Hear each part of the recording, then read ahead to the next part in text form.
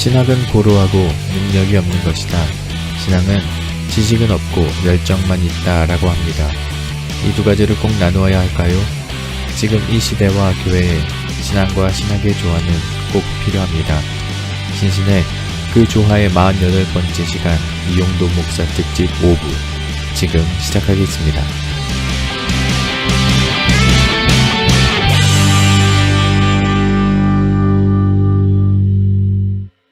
이제 마지막으로 저희가 좀 정리하고 싶은 거는 안타깝게도 33세의 나이로 이제 소천하시게 되잖아요. 네네.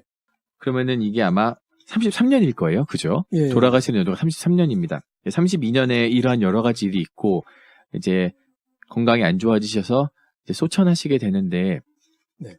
저는 이런 안타까움이 있어요. 건강을 좀 돌보시면 어땠을까? 네. 왜냐면은 그 평전에도 나오는데 연봉이었나요? 연봉을 1,500원을 줄 테니까 평양 교회로 초청하는 일이 아마 그런 일이 있었던 것 같아요. 예. 그때 당시에 1,500원이면 굉장히 큰 사례비였던 걸로 전 알고 있고 그 병을 치유하기 위해서는 100원이었나요? 맞아요. 아마 네. 그랬던 걸로 기억하는데 충분히 치유하실 수 있고 쉬시면서 더 사역을 하시면서 또 후학들도 양성하시고 네. 그랬다면 어땠을까라는 생각이 좀 들더라고요. 네. 예. 역사에 가정이란 없다 그러는데 그렇죠. 근데 너무 가정을 하고 싶어요. 네. 가정을 너무 해보고 싶고 근데 그때 평양중앙교회라고 이제 네. 감리교회에서는 평양에서 남산교회 다음으로 큰 두 번째로 큰 교회였거든요. 네. 거기서 이제 뭐 연봉 1년에 1,200원 준다고 이제 오라고 그 말씀하신 것처럼 정말 그 병도 좀 치료하고 네. 그리고 아마 그 교회 그 교회 목회자로 들어갔으면은 그 평양 내에서 이용도의 영향력이 그렇죠. 상당했겠죠. 막 장로교 쪽에서도 막 이제 만만히 못 봤을 수도 네. 있는 물론 가정이지만요. 어쨌든 그때 이용도 목사님이 안 갔던 이유는 물질이 내 눈을 가리지 말게 하소서 그러면서 안 가거든요. 그 고민을 되게 많이 해요. 왜냐면은 거기서 편지가 계속 오거든요. 네. 그리고 거기는 재직들 18명인가가 서명을 해요. 연속 서명을 해서 우리로 빨리 와달라고 우리 목회자로. 편지도 오고 그것도 오고 뭐 다 이미 결정했다. 다 결정됐으니까 오시기만 하면 되는데 거예요. 이용도는 계속 기도하는 거죠. 어떻게 해야 될까 고민하면서 물질이 명예가 내 눈을 가리지 말게 하소서 그러면서 이제 안 가기로 했죠. 그건 이제 이용도 목회관이랑 좀 연결이 될 수도 있을 것 같고 이렇게 네. 뭔가 이용도는 이렇게 돈을 받고 주님의 말씀을 전한다라는 거에 대해서 그 강도 업자인데 그러니까 도를 강의하는 업자가 되지 않게 하소서 이제 그런 거죠.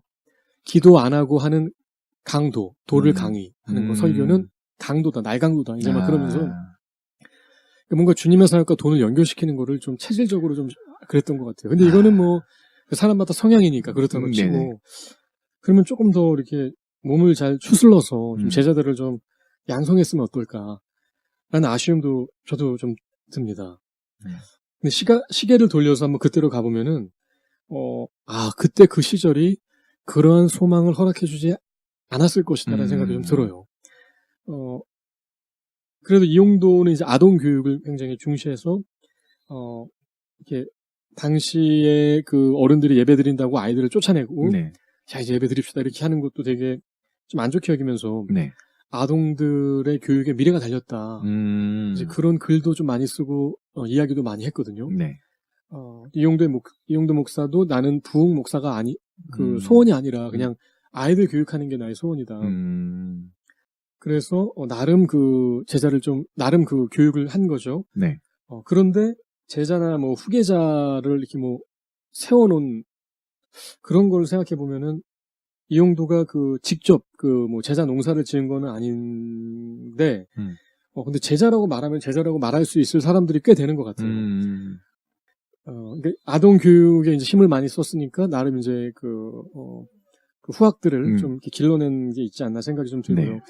근데 건강의 부분에 있어서는 일단 이용도가 어려서부터 굉장히 가난한 집안에서 자랐고 또 고생을 많이 했어요. 그리고 소년 시절, 학창 시절에도 잘 먹지 못하는 얘기가 좀 많이 나오거든요. 학창 시절에 먹지 못해서 굉장히 힘들어하고 있을 때 다시 하나님을 만나게 되고 뭐 이런 체험들이 있었죠. 그리고 이제 독립운동할 때는 이제 뭐 취조, 고문, 투옥 이런 게 있으니까 또 얼마나 또 건강이 또 나빠졌겠어요. 그때 위생도 안 좋았을 텐데요. 그래서 25에 벌써 폐병 3기였죠. 그러니까 건강을 돌볼 수 없는 시대였고 건강을 챙길 수 없는 가정이었고 건강을 또 아낄 수가 없었던 시대의 인물이었던 것 같아요. 또 죽음을 항상 맞으실 준비도 하셨었던 것 같아요. 그때 말씀하신 것처럼 아내 되신 분들에게 살아 돌아올 것을 예상하지 말라고 하셨던 게 참. 네. 그래서 이용도 목사님이 이제 그 죽음의 고비를 그렇게 여러 번 이제 맞으셨고 그래서 이제 이용도는 좀 이렇게 죽으려고 살았던 사람 같다. 살려고 산 사람이 아니라 역시 이번에도 그 이용도 목사님 글 중에 제가 요걸 하나 좀 갖고 와봤는데요. 네. 여기에 그 이용도의 어떤 자세랄까요? 정신이랄까요? 이렇게 사는 사람에게는 좀 건강을 기대하기가 좀 어렵지 않을까 생각이 들게 만드는데요. 한번 읽어볼게요. 형아, 나는 나의 일에 대하여 아무 수단도 방법도 없는 것을 알아다오. 무슨 깊은 철학적 원리를 나에게 묻지 말아다오. 죽음. 이것만이 나의 수단이요 방법이요 원리라고 할까? 그리하여 날마다 죽음을 무릅쓰고 그냥 무식스럽게 돌진하려는 것뿐이다. 어느 날이든지 나의 빚 없는 죽음. 그것이 나의 완성일 것이다. 형아, 나는 조리 없이 빚 없이 죽으려 한다. 내 뒤에 조리 있고 빚 있게 싸울 사자가 나오기를 바라면서. 나는 무리하게 죽을 테니 형은 유리하게 살아주지 않으려나. 나는 법 없이 조리 없는 운동의 제물이 되거든. 형은 법적으로 조리 있게 일하다오.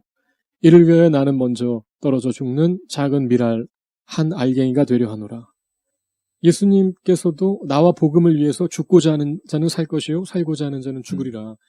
그런 말씀을 어떻게 보면 정말 살아낸 또 그렇게 하려고 발버둥 쳤던 것 같아요. 야, 참 목회자들은 반드시 알아야 되는 것 같아요.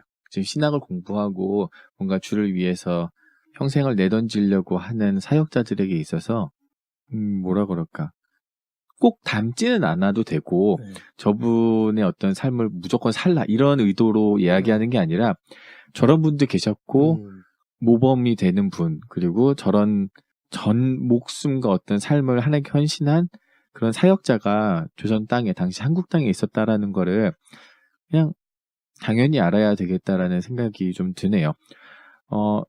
또 하나의 질문은 그 예화 중에 그런 예화가 있더라고요.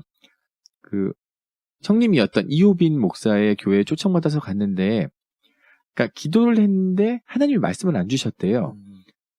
제가 이게 맞는지 모르겠지만 그래서 말씀을 안 주셔서 어떻게 그날도 다음날도 안 주셔가지고 그 교회에서는 말씀을 결국에 못 전하고 왔더라고 하더라고요. 네. 그러니까 당시 이용도 목사님의 말씀을 전하시는 것은 하나님이 나에게 말씀을 주셔야 내가 전달할 수 있다라는 생각이 있으셨던 것 같아요. 네. 그러니까 좀 더 쉽게 말하자면 꼭 성령께서 직접적으로 나한테 얘기를 하셔야, 혹은 직접적인 나에게 소통이 있어야 내가 말씀을 전할 수 있고 내가 사역을 할 수 있다.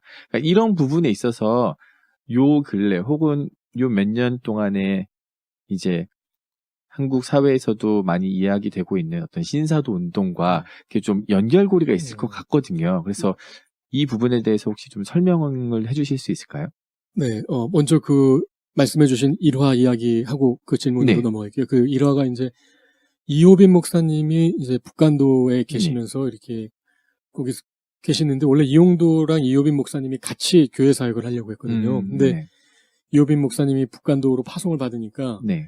이용도도 글로 가려고 했는데 그 이제 원산 지방에 있는 그 감리사가 네. 선교사가 이용도를 안 보내줬어요. 네. 우리랑 같이 하자고 여기서 좀 해달라고. 그래서 이용도가 간다 그랬는데 여기서 하자 그래갖고 이용도가 안 가거든요. 네. 못 가게 된 거죠. 근데 그러다가 이제 이용도가 한국에서 완전히 이제 좀 유명해지고 네. 그리고 이제 이용도가 유명해지니까 거기에 있는 형님인 친형은 아니지만 친형보다 네. 더 친한 의형제의 형님이 이제 사역을 하시니까 이용도 더러 이제 오라 그런 거예요. 그래서 갔죠. 얼마나 기대를 했겠어요. 그러니까 교인들이 완전히 난리가 난 거죠. 네. 이제 조선 땅에 있는 그렇죠. 최고의 그 부흥사가 그 유명하신 분이 온다더라. 그래서 이제 그때 이호빈 목사님 교회에서 벼르고 있었는데 이용도 목사를 초청해갖고 데리고 왔는데 이제 이호빈 목사님이 막 찬양하면서 그때 한 200~300명 정도 모였대요. 이제 그 이호빈 목사님네 교회 주변에 있는 사람들도 이용도가 온다니까 막 왔대요. 그래서 이호빈 목사님께서 이렇게 막 그 찬양을 하면서 네. 이제 부흥회를 준비하고 있는데 이용도 목사가 그냥 담 밑에서 기도만 하고 있더래요. 그래서 이제 찬양하고 있는데 이제 일어나서 설교를 해야 되는데 계속 기도만 하더래요. 그래서 용도 목사 지금 어떻게 된 거냐 그러니까 본인도 지금 마음에 그 감동을 주시지 않는다 이제 그러면서 기도만 한 거죠. 그래서 그날이 결국 도저히 그 말씀을 주시지 않아서 오늘 못 하겠습니다. 그래갖고 이제 지나가요. 둘째 날 사람들 다시 또 잔뜩 기대하고 있는데 그날도 그렇게 지나가요. 그렇게 한 며칠이 지나가나 봐요. 그래서 이용도 목사가 미안하다고 형님 그러면서 울면서 갔대요. 도저히 여기서는 할 수가 없다고. 그 이후에 이제 사람들이 다 여러 지방에서 왔는데 다 황당해갖고 이게 대체 무슨 일인가 이렇게 완전히 멍해진 거죠. 그때 이호빈 목사님이 이게 사실 나 때문에 그렇다. 내가 부족해서 저 부흥 강사가 와서 설교 못한 거다 그러면서 이제 통회하기 시작했대요. 그러자 이제 거기 모였던 사람들이 다 통회하면서 성령의 어떤 그런 역사가 엄청나게 일어나는데 그런 어떤 회개와 이런 게 그때 이호빈 목사님이 이제 성령께서 이렇게 일하시는구나를 이제 느꼈다 그러더라고요. 근데 그 다음에 이용도가 이제 다른 그 용정에서 2주간 북간도에서 2주간 있었거든요. 용정도 있고 연길도 있고 그때 이제 다른 교회 가서 또 굉장한 또 은혜가 있었다 그러더라고요. 그래서 그 이야기였고 그 방금 말씀해주신 그 성령의 능력과 이끌림 그것만 너무 그거에만 전적으로 의존하게 될 때 그리고 그게 지금만이 아니라 좀 이전부터도 문제가 되고 있는 뭐 신사도 운동과 좀 비슷한 점이 있지 않느냐는 비판에 대해서 한번 좀 생각을 해보면은 그 성령의 능력과 이끌림만으로 한다 그럴 때는 그렇죠. 그 부작용도 있을 것 같아요. 그 교회사가 보여주고 있고요. 그 중심을 잡아주고 있는 그 공통의 기준점, 뭐 성경도 될 수 있고 아니면 뭐 교리가 될 수도 있고 그런 게 약화되면 아무래도 어디로 튈지 모르고 이상한 데로 갈 수도 있는 거죠. 근데 또 좀 그런 생각도 들더라고요. 정말 성령의 능력과 이끄심만 사모할 수 있다면 그것도 또 대단한 게 아닐까. 성령의 능력 그리고 이끄심에 대한 사모함과 건전한 성서 해석이 공존할 수 있다면 그게 참으로 그렇죠. 추구해야 될 신앙이 아닌가 생각이 들어요. 그런데 우리가 이용도는 신비주의자라는 낙인이 너무 심해갖고 마치 그 성경도 안 보고 기도만 할 것 같은데 이용도랑 같이 살았던 이호운 이분의 호가 모건이에요. 모건 이호운인데 그게 감리교 모건대학교 있죠. 그 이호운이 이용도랑 같이 살면서 이용도가 집에 있을 때는 신학 서적이랑 성경을 많이 봤다 그래요. 그리고 1931년에 이호빈이 간도에 있다가 이용도 목사 댁 서울 현조동을 방문하거든요. 그때 보면은 사진이 남아있는데 진짜 재미난 게 그 밥상 위에 반찬통보다 책들이 훨씬 많아요. 그 책들이 막 이렇게 두꺼운 게 있는 거예요. 그러니까 이들의 어떤 주제는 뭐 기도는 뭐 너무 기도가 뭐 뜨거우니까 많이 알려져서 그렇지. 사실 굉장한 지성인들이고 당시에 이용도 같은 경우는 이제 막 일본어로 출판된 서적들을 이제 막 조선어로 번역해서 같이 막 뭐 신앙송도 하고 이거는 이용도 전집에는 안 나오는 이제 다른 데 있는 자료인데요. 또 이용도 목사님이 신학교 때 제일 행복해한 순간이 그 10권짜리 당시에 가장 최신의 백과사전을 산 다음에 이게 내 사역의 가장 큰 자본이다 막 그러거든요. 그리고 또 이용도 목사 일기도 보면은 성경 구절이 처음부터 끝까지 계속 나와요. 그러니까 이용도는 신비주의의 사적 계시에 심취한 사람이다라는 거는 이용도를 쭉 읽었다라기보다 아니면 읽더라도 뭔가 자기의 어떤 그런 선 이미지를 가지고 이제 본 게 아닌가. 사실 이용도 일기를 보면은 성구는 계속된다. 그리고 이용도가 만약에 성경을 자의적으로 해석했다면 그렇게 많은 사람들이 당시에 교회 생활을 그렇게 오래한 성도님들과 또 심지어 목사님들이 이용도 부흥에 빠져들진 않았을 거다. 이용도의 주변에 있었던 그 교제했던 분들을 보면 나중에 다 일가를 이루는 분들이 많이 있거든요. 그런 분들이 만약에 이용도가 성경을 막 뒤틀거나 억지로 해석하거나 말이 안 되게 했으면은 교제를 하지도 않았을 거고 또 이후 사람들도 이용도가 이단으로 정죄가 됐음에도 불구하고 이용도를 읽는 것은 이용도가 그 성경에 대한 신학에 대한 뭐 그런 이해가 막 말도 안 되고 이거는 뭐 기독교 전통에서 완전 벗어나 있고 그러면은 그렇게 안 했겠죠. 맞아요. 그러면 노예 쪽에서는 아마 신학의 문제로 걸고 넘어졌을 수도 있죠. 근데 아마 그 신학적인 어떤 노선이나 말씀으로 인한 이단 정죄는 아니었었던 거죠. 그러니까 그때 사실 이단 정죄했을 때는 왜 이단인지를 명시를 안 해놨어요. 그냥 근데 또 애매한 게 이단이다가 아니라 이단으로 간주할 수 있는 단체라고 해놨어요. 네네. 그러니까 조금 애매하고, 그런데 잠깐 다시 돌아가서 네. 신사도 운동과의 그 접촉점을 생각해 본다면, 저는 일단, 너무 거리가 멀다고 생각해요. 이용도 당시와 오늘날 신사도 운동, 또 신사도 운동과의 그 접촉점을 말하기 위해서는 이용도 신앙과 신학에 대한 이해가 있어야 되는데, 네. 그게 과연 이용도의 자료에 근거한 거냐, 아니면 그냥 본인이 볼 때 좀 그런 것 같으니까 그런 거냐, 이 부분에 있어서 저는 좀 후자가 좀 많이 있을 것 같고요. 네. 즉, 이용도가 어색하게 끼워 맞춰줘야 되는, 부분이 아닌가 생각 들어요. 오히려 이용도를 가장 오래 연구했던 변종호에 의하면, 네. 말년에 이용도가 오순절 운동이 조선에서 얻어맞아야 할 매를 이용도가 다 먼저 맞고 갔다. 이렇게 봤거든요. 그러니까 변종호 같은 경우는 이용도를 오순절 신앙으로 조금 설명을 많이 했어요. 네. 그렇다고 오순절의 핵심인 방언을 이용도가 했다. 이런 건 아니었거든요. 이용도는 방언이란 말도 한 적이 없고 네. 방언을 한 적도 없다고 이제 변종호가 그래요. 네. 그런데 변종호는 이용도를 그래도 오순절 신학으로 이렇게 소화시킨 게 네. 이용도 말년에 그 예언하는 여자에게 이용도가 그 예언이 주님의 말씀일 수 있다. 주님 말씀이다라고 그 앞에서 그걸 받아들이는 모습을 봤거든요. 변종호도. 네. 그래서 그걸 계속 궁금해하면서 이후에 연희전문 연세대학교 그리고 일본의 리쿄 신학교, 성공회 신학교 등등에서 계속 변종호가 공부를 해요. 그러면서 네. 교회사를 공부하고 비교종교학을 계속 공부하거든요.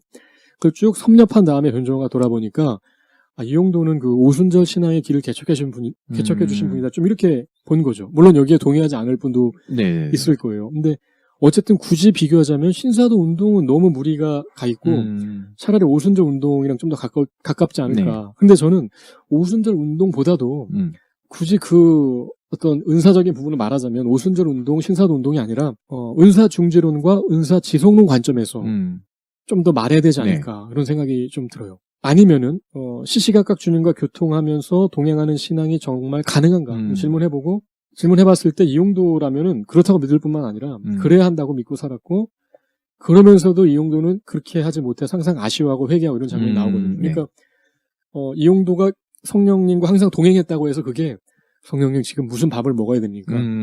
이런 차원이 아니라 네.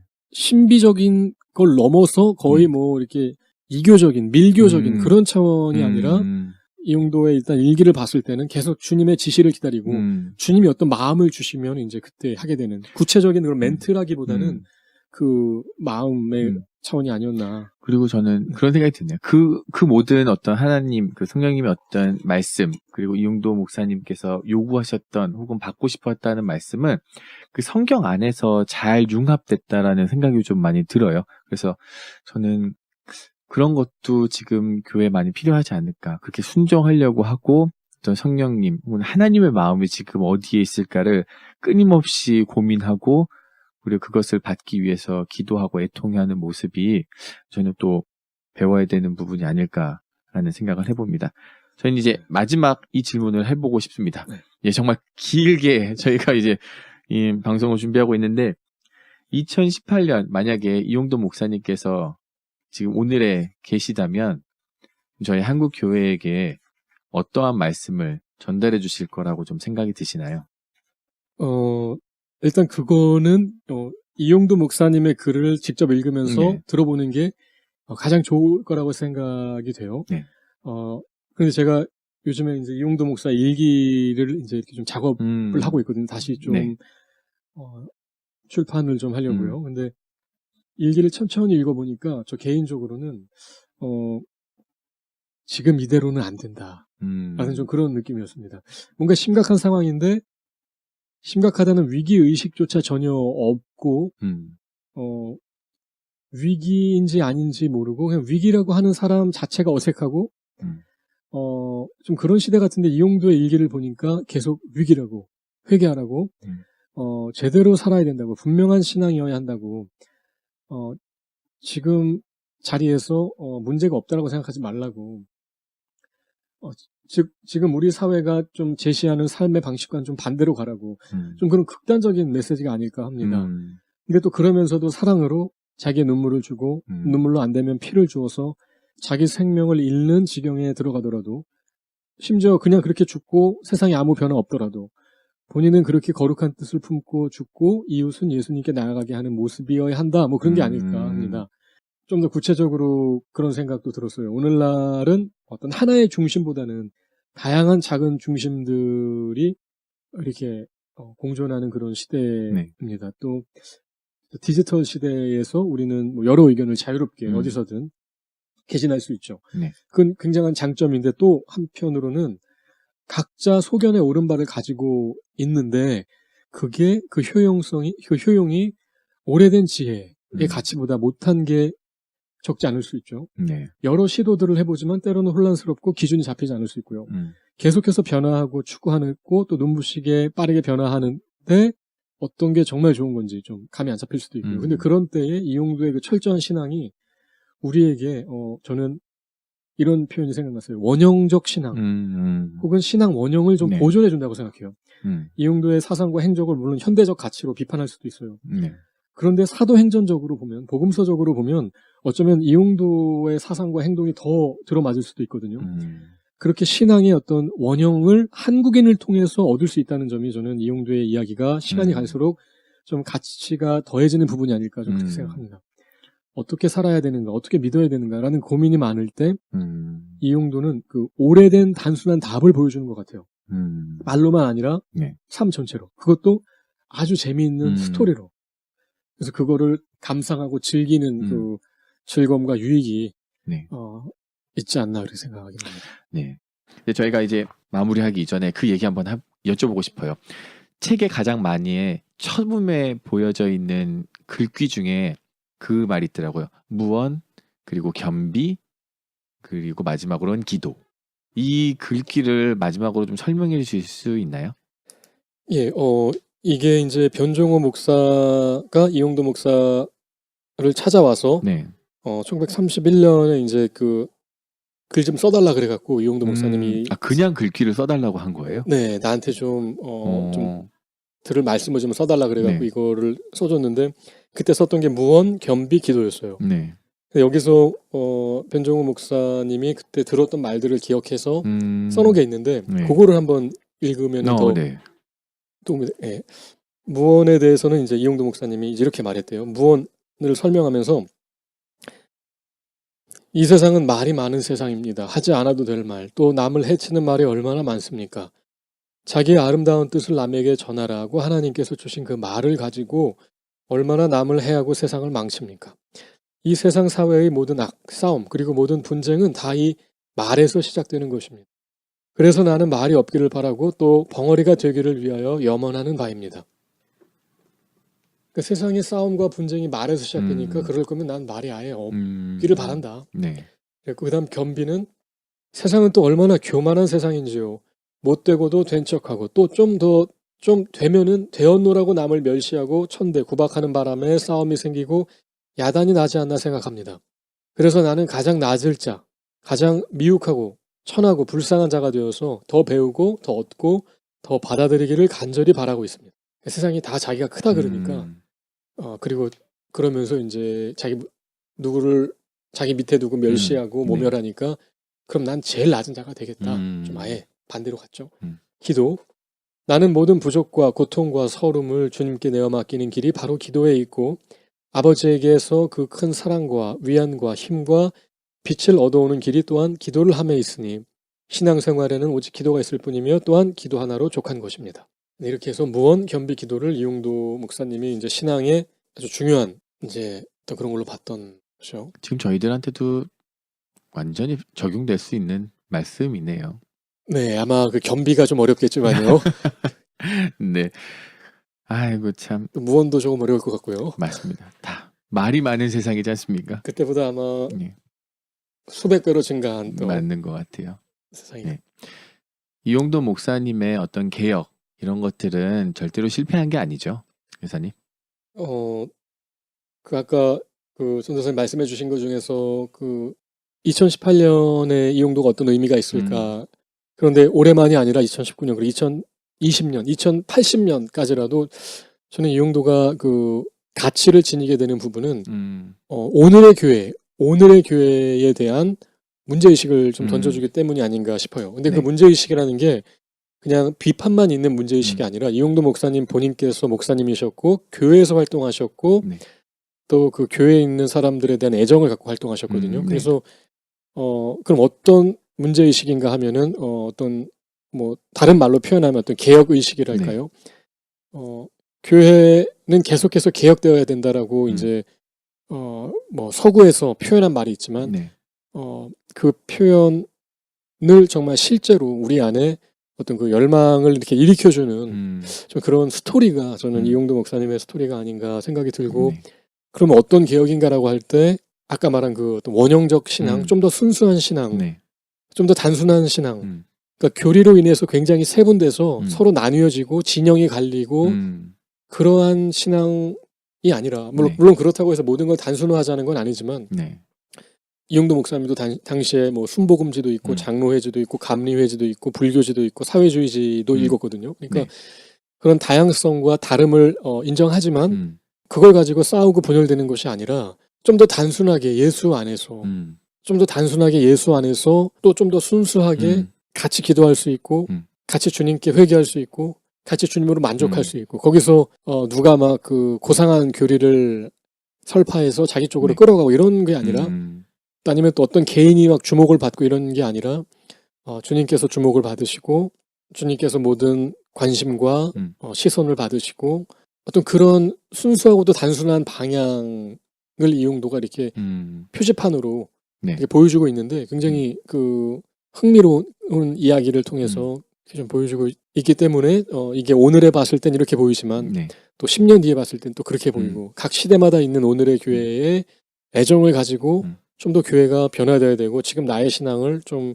회개하는 마음으로 더 순수하고 더 주님을 충성스럽게 따를 수 있도록 이렇게 격려하고 또 채찍질하고 독려하는 그런 가치가 있지 않나 하는 생각이 드네요. 네, 예, 맞는 것 같아요. 근데 그러려면 우선 저희가 이용도 목사님을 좀 알아야죠. 그러니까 그럼 책을 좀 읽어주셔야 되는데 요즘에 책이 항상 여기 이렇게 보시듯이 쌓여 있거든요. 지금 아마 공공도서관이나 다른 도서관에 가시면은 이용도 목사님 책도 많이 있을 거예요. 그러니까 많이 구매도 해주시고 그리고 아마 없습니까? 많이 없을 거예요. 그러면은 그렇게 하면 희망도서 신청 좀 부탁드립니다. 희망도서 신청하시면은 그렇습니다. 아마 그 도서관으로도 많이 갈 것이고 더 많은 분들이 좀 유익한 시간으로 그리고 유익한 책을 읽을 수 있지 않을까라는 생각을 해봅니다. 예, 우리 간사님 정말로 좋은 정말 정보와 그리고 이용도 목사님에 대해서 잘 알려주셔서 너무 감사하고 그리고 정말로 저희가 좀 더 이용도 목사님을 통해서 건강한 그리스도인 그리고 건강한 교회를 만들어가는데 일조해 주심을 감사하고 제가 또 다음 시간에 그리고 또 다음 또 주제로 또 만나 뵙게 됐으면 좋겠습니다. 네, 고맙습니다. 감사합니다, 간사님. 수고하셨습니다. 네.